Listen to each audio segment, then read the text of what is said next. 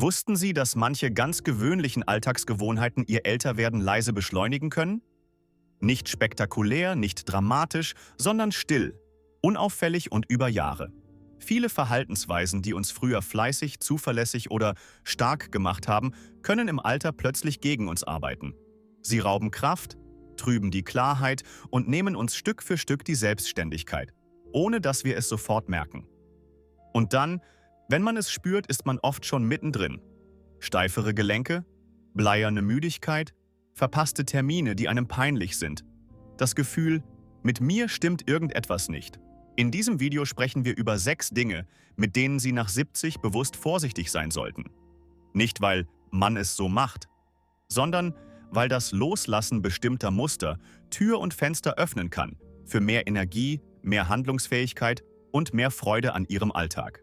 Das sind keine theoretischen Tipps, sondern typische Muster, in die viele ältere Menschen ganz automatisch hineinrutschen, ohne es zu merken. Und das Gute ist, man kann sie Schritt für Schritt verändern. Bleiben wir bis zum Ende zusammen. Vielleicht erkennen Sie sich in einem Punkt wieder und entdecken gleichzeitig einen kleinen, konkreten Weg, wie Sie heute etwas für sich drehen können. Eines der häufigsten Missverständnisse nach 70 lautet: Ich muss mich mehr schonen, alles andere ist zu gefährlich. Die Knie melden sich, das Gleichgewicht ist nicht mehr wie mit 40 und die Angst vor einem Sturz sitzt im Hinterkopf. Also werden die Wege kürzer, die Taschen leichter, die Bewegungen vorsichtiger, bis der Alltag fast nur noch aus Sitzen, Liegen und kleinen Schritten besteht. Von außen wirkt das vernünftig. Innerlich passiert jedoch etwas anderes. Muskeln, die nicht benutzt werden, bauen ab. Gleichgewicht, das nicht trainiert wird, geht verloren. Jede Schonung, die über das notwendige Maß hinausgeht, kostet auf Dauer Selbstständigkeit. Ich denke an Georg, 82. Nach einem kleinen Sturz beschloss er: Ich mache nur noch das Nötigste. Ich will kein Risiko mehr. Er blieb lieber im Sessel, ging nur noch kurze Strecken und bat andere um Hilfe, selbst wenn er es vielleicht noch allein geschafft hätte. Bis ihm eine Physiotherapeutin sagte: Nicht die Bewegung ist ihr Feind, sondern das Nichtbewegen. Er begann winzig. Mehrmals am Tag vom Stuhl aufstehen, ohne sich abzustützen, ein paar Schritte am Fenster entlang, sich am Küchentisch festhalten und das Gleichgewicht üben. Keine Fitnessstudio-Stunden, keine Heldentaten. Aber nach einigen Wochen merkte er, die Beine tragen wieder ein Stück sicherer. Die Angst vor dem Fallen wurde kleiner, weil er sich selbst wieder spürte. Sanfte, angepasste Bewegung ist nach 70 kein Luxus. Sie ist ein Schutzschild. Vor Pflegebedürftigkeit, vor Abhängigkeit, vor dem Gefühl, ausgeliefert zu sein. Wichtig: Wenn Sie unsicher sind, holen Sie sich immer medizinischen Rat. Doch eines bleibt wahr: Den Körper komplett einzufrieren macht ihn nicht sicherer, sondern verletzlicher. Viele Menschen essen mit 70 genauso, wie sie es mit 40 getan haben. Die gleichen Portionen, die gleichen Gewohnheiten, die gleichen Trostgerichte. 3 große Mahlzeiten, viel Sättigung, kaum Nachdenken darüber, wie sich der Körper inzwischen verändert hat. Doch der Stoffwechsel von 70 ist nicht der Stoffwechsel von 40. Die Verdauung wird langsamer. Der Energiebedarf sinkt. Der Körper braucht mehr Qualität und weniger Menge. Wer weiter isst, wie immer, merkt irgendwann, das Gewicht steigt, obwohl man gar nicht so viel isst. Nach dem Essen kommt eine bleierne Müdigkeit. Der Bauch fühlt sich aufgebläht an. Der Kopf wird schwer. Ich denke an Hannelore, 75. Ihr Ritual: Morgens Brot mit Aufschnitt, mittags deftiges, abends warm, wie früher mit der ganzen Familie. Nur, die Familie war längst ausgezogen. Ihr Körper blieb zurück, mit all den vollen Tellern. Ihr Arzt bat sie nicht, Diät zu machen, sondern bewusster zu essen. Etwas kleinere Portionen, mehr Gemüse auf dem Teller, mehr Wasser und ein Innehalten. Bin ich wirklich noch hungrig oder nur gewohnt, weiter zu essen? Nach einigen Wochen sagte sie: Ich habe nicht nur abgenommen, mein Kopf ist klarer und mein Schlaf ruhiger. Nach 70 geht es beim Essen nicht um Verzicht, sondern um Feinabstimmung. Weniger Fülle, mehr Nährstoffe, weniger Schwere, mehr Leichtigkeit für Verdauung, Herz und Kopf. Sie müssen sich nichts verbieten. Aber es lohnt sich, ehrlich hinzuschauen. Tut mir diese Menge gut? Oder esse ich so, wie es vor 30 Jahren zu meinem Leben passte, nicht zu meinem heutigen Körper? Nach 70 wird die Welt oft leiser. Freunde werden weniger, manche Kontakte reißen ab, Partner sterben, Besuche werden seltener. Und manchmal denken Menschen, ich möchte niemanden stören. Die anderen haben genug zu tun. Ich komme schon allein zurecht.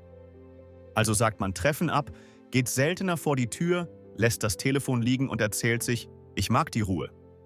Doch es gibt einen Unterschied zwischen wohltuender Ruhe und schädlicher Einsamkeit. Einsamkeit ist nicht nur ein Gefühl, sie ist ein Gesundheitsrisiko. Sie kann die Stimmung drücken, sie kann die Erinnerung schwächen, sie kann das Herz belasten.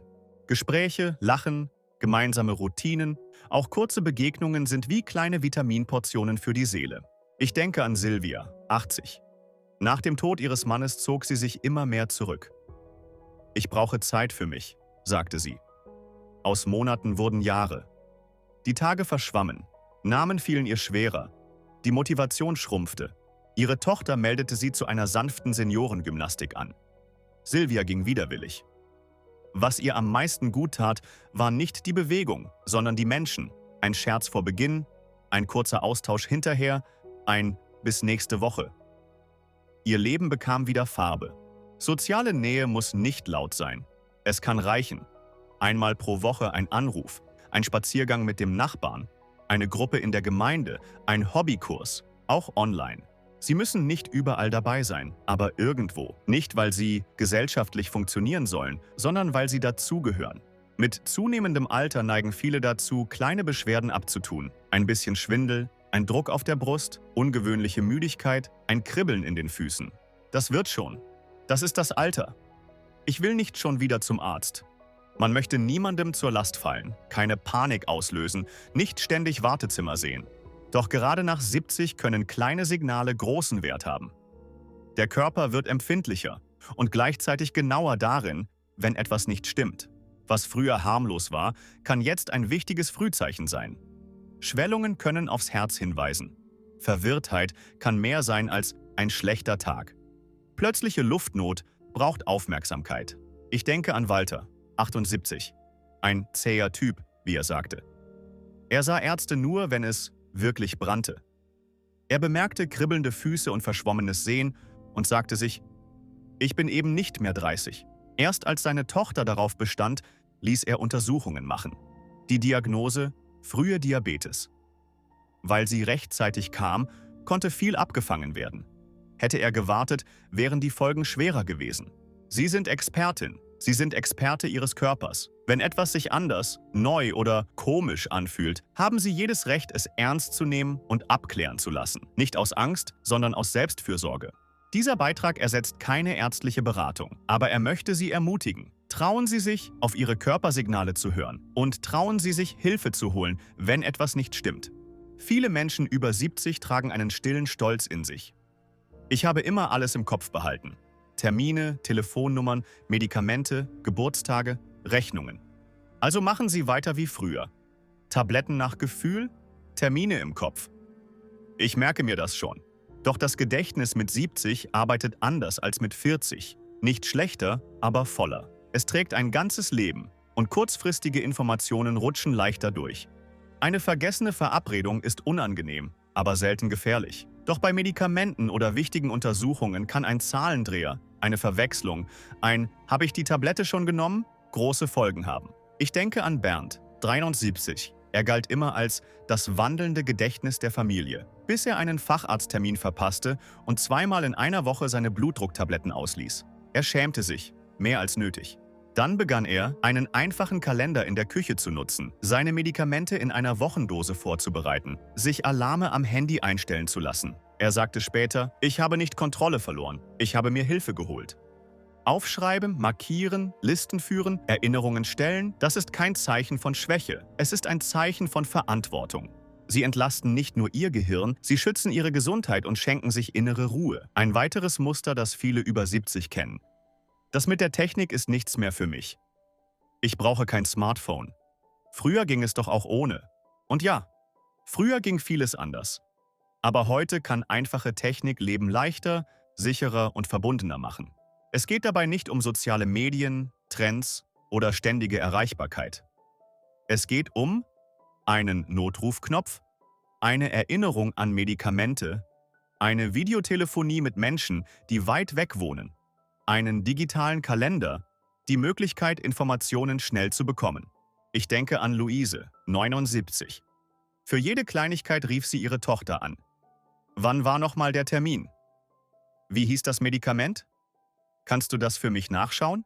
Eines Tages zeigte ihr der Enkel, wie man auf dem Handy Termine einträgt, Erinnerungen stellt, eine Nachricht verschickt. Es war nicht sofort einfach. Es gab Verwechslungen und Unsicherheiten.